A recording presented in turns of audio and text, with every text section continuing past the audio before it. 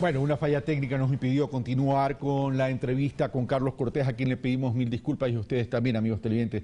Es evidente que se viene una guerra de encuesta, una guerra de medios tradicionales y una guerra que ya estamos, entre paréntesis, ya estamos, y tengo que decirlo tal cual, y se viene también una guerra en redes sociales, en lo mismo, denuncias, denuncias, denuncias, denuncias y nada de denuncias ante la Fiscalía.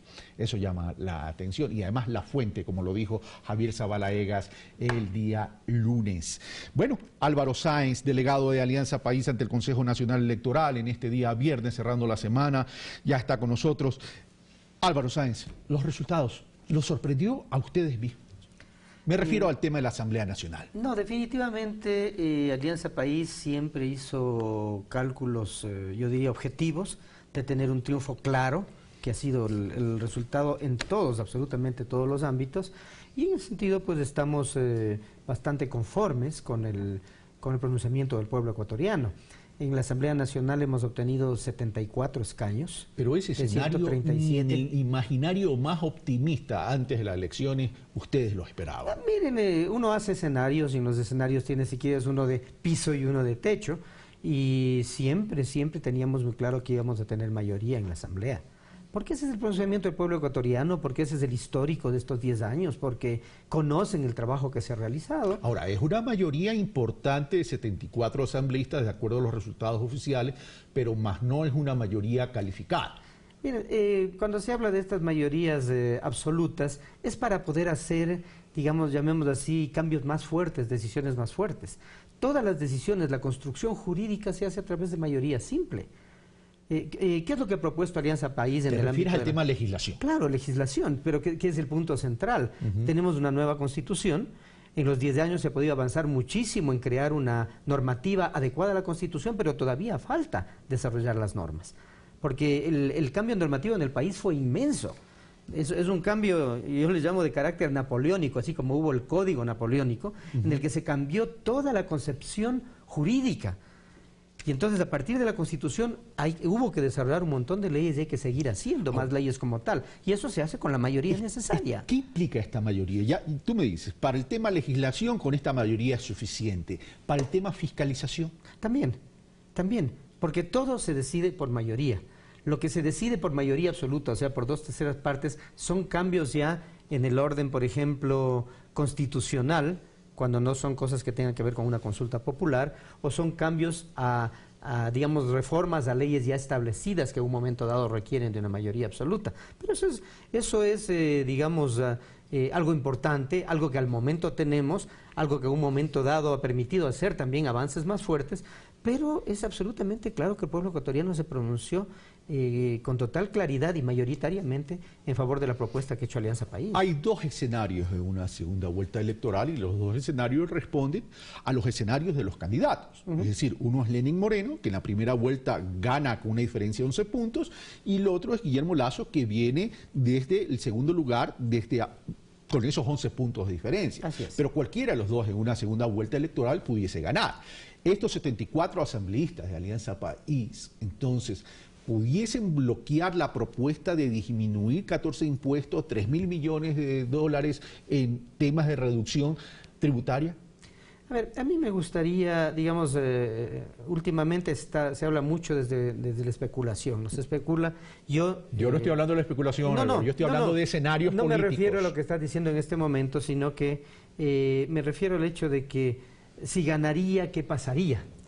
Estamos en un momento en el cual inicia una segunda vuelta y creo que lo que hay que hacer es decir a la gente, bueno, cuál es el punto de partida para esta segunda vuelta, y es un triunfo absolutamente claro y nítido de Alianza País, no solamente en la presidencia de la República con 11 puntos, sino que en la legislatura, en el Parlamento andino y en la consulta popular. Entonces esto muestra una clarísima definición como tal. En ese sentido, hablo de un supuesto no consentido, definitivamente no consentido, de que ganase Guillermo Lasso. Tú lo que me estás diciendo en todo caso es que la diferencia entre ese casi o cuasi 40% y 55% de la consulta popular, esa diferencia podría ser transferida prácticamente a la candidatura de Lenin Moreno. Sí, incluso no es un tema de transferencias. En segunda vuelta no se transfiere. No, pero estoy hablando del sí en la consulta popular. No estoy hablando de los votos de los otros candidatos. Por eso, solo hablo de la consulta popular. La consulta popular fue muy claro, el pueblo ecuatoriano se pronunció porque quienes tienen dinero fuera del país no deban ser ni candidatos ni funcionarios el pronunciamiento públicos. Está claro. Yo no me refiero al pronunciamiento, eso está muy claro. Me refiero a la diferencia de la votación del sí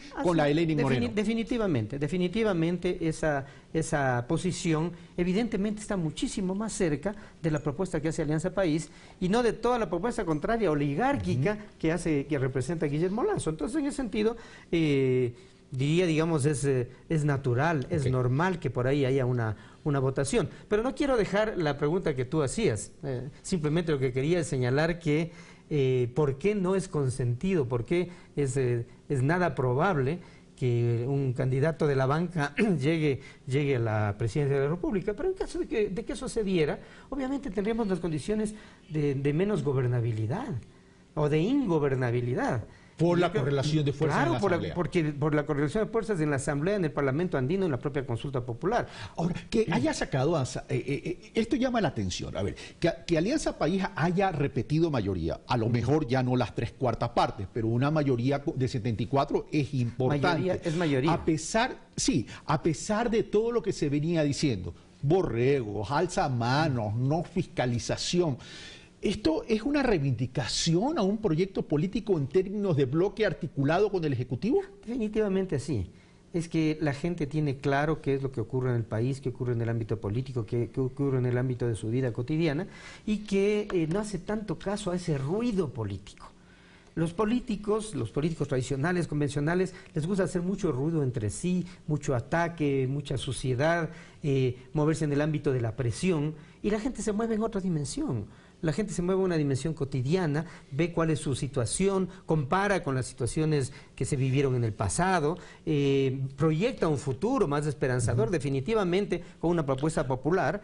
Entonces, creo que ventajosamente la gente piensa por otro andarivel que por el que piensan los políticos. Ahora, ¿cuál fue el comportamiento al interior del Consejo Nacional Electoral? Porque en el proceso no solo están las autoridades del Consejo Nacional Electoral, llámense las provinciales o llámense las nacionales, sino que están los distintos delegados. Tú fuiste delegado. Es decir, soy delegado ahora, todavía el proceso electoral todavía no culmina. No, y además va a continuar. Así es. A ver, vamos a lo siguiente. Una cosa es el discurso político, para mí, irresponsable en términos de respeto a la institucionalidad y construir en el imaginario una percepción de fraude desde antes. Ya. Pero el momento de las papas quema, donde viene el conteo, donde vienen las actas que se escanean, las actas, no los votos, las actas se escanean, y viene la digitación. Es decir, hubo tensión, hubo polémica al interior, sobre todo cuando no se daban los resultados y adicionalmente se hablaba de un 5% de actas con inconsistencias. Como movimiento nosotros hemos hecho un seguimiento permanente del proceso electoral, del sistema electoral, de los sistemas informáticos, de todo hemos estado haciendo seguimiento como nos corresponde. Y funcionando dentro de la institucionalidad vimos algo que es curiosísimo. Fuimos prácticamente la única organización política que donde había que reclamaba, o sea, dentro de los procesos institucionales. O sea, ¿me está diciendo que otras organizaciones no reclamaban? No, reclamaban políticamente en la calle, pero no presentaron un solo escrito diciendo no estoy de acuerdo con tal resultado, no estoy de acuerdo con tal acta, no estoy de acuerdo con tal digitación. O sea, fue una pantomima política manipuladora, pero en el momento mismo de actuar dentro de la institucionalidad no estaban presentes. Le pongo un caso. Ante los observadores internacionales, fuimos los delegados del Movimiento Alianza País, ahí en el Hotel Marriott asistimos, y los observadores estaban esperando porque antes tenía que presentarse el movimiento, creo, y no asistieron a hablar con los observadores internacionales.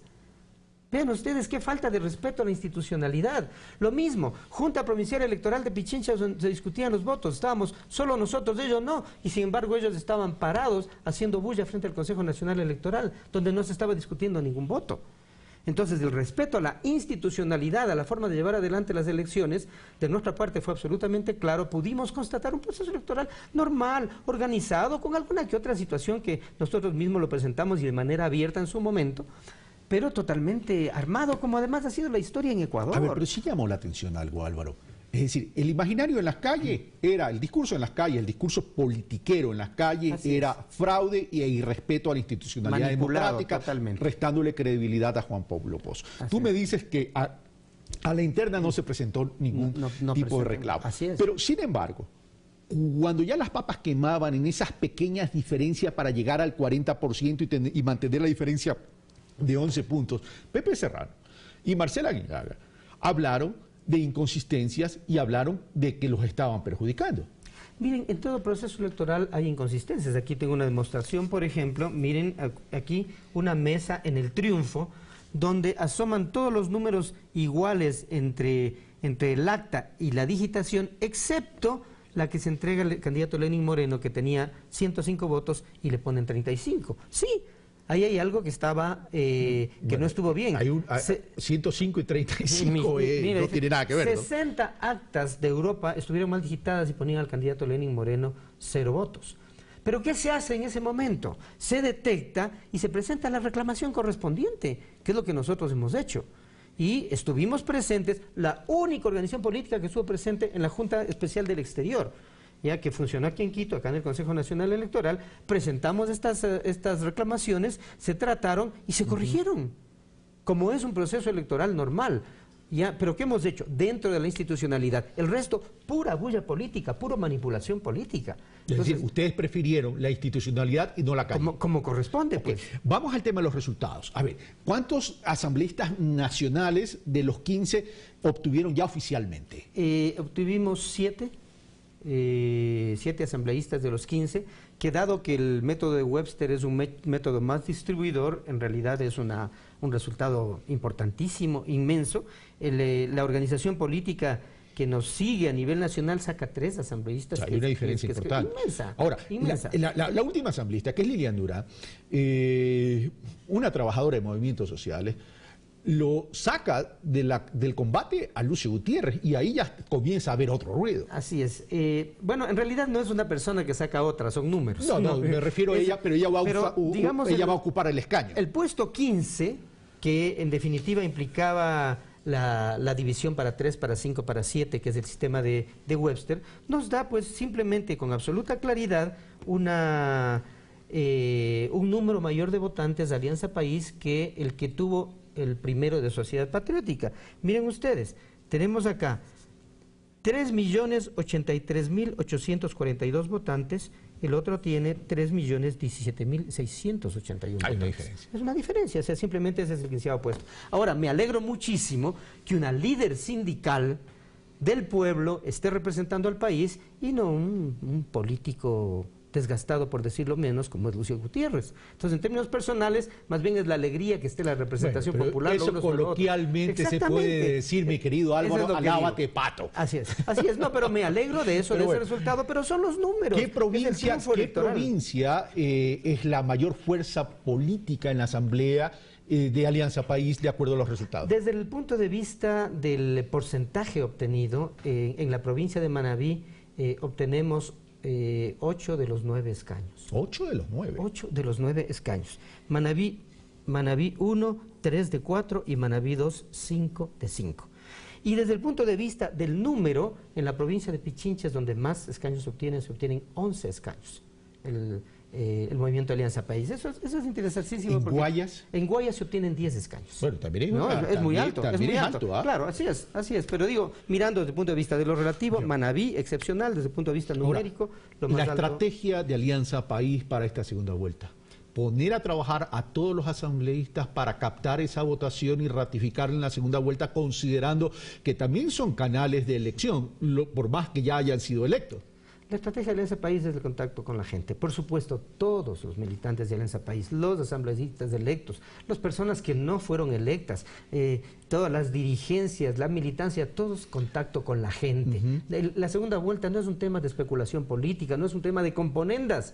equivocadamente los grupos políticos convencionales creen que es un asunto de componenda de uno con el otro para ganar. Es la gente con la cual está. Pero sigamos en la correlación de fuerzas ya para ir terminando, mi querido Álvaro. Esta correlación de fuerzas es 74. Esa es votación propia. Que es del 54% que es de votación propia Alianza País. Votación o escaños de otras organizaciones que puedan ser afines a la centro izquierda.